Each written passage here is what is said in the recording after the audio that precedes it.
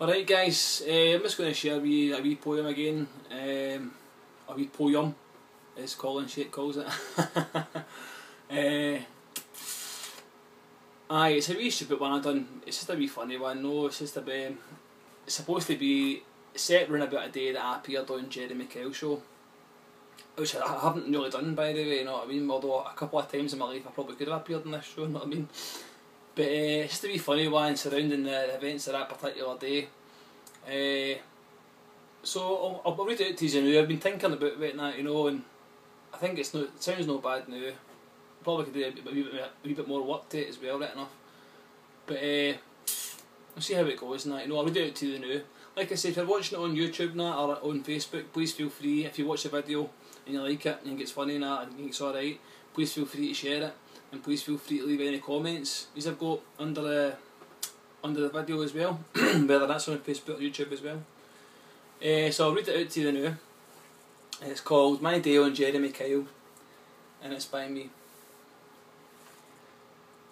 Sitting sweating in a studio green room on a dark and miserable day, waiting to appear on the Jeremy Kyle show to get results of my DNA.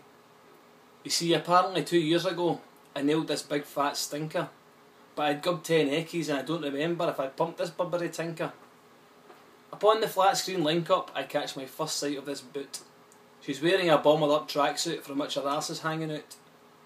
Greasy hair, all covered in plooks and not one single tooth.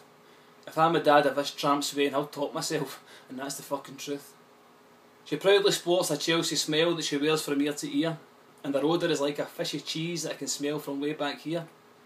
She's on stage now telling Jezza all about the night we met, about how my drunken chat-up lines had left her gusset wet. She says we slipped out from the crowd and went round the back of the pub. She says we kissed and had a grope, and then she took me in her gub.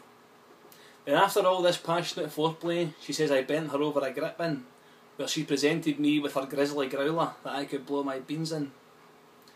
Then after this whirlwind of passion, we slipped back to our friends within the room.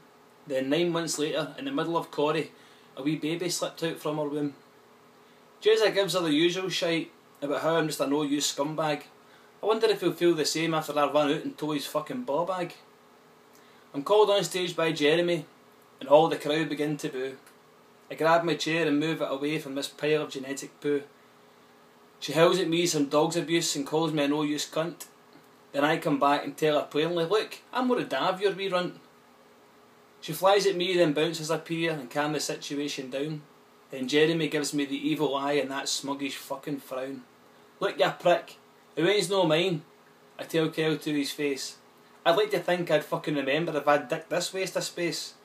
Look Jezza, you're a gambling man, so I'll make you a fucking bet. Drop your drawers and pump this slut and I'll bet you don't forget. He shakes his head and calls me a disgrace. Then he asks for the results of the DNA. I sit and shiver terrified of the verdict bound my way. He opens the envelope and angels sing, I got the result I'd rather. The DNA test says for sure that Derek's not the father.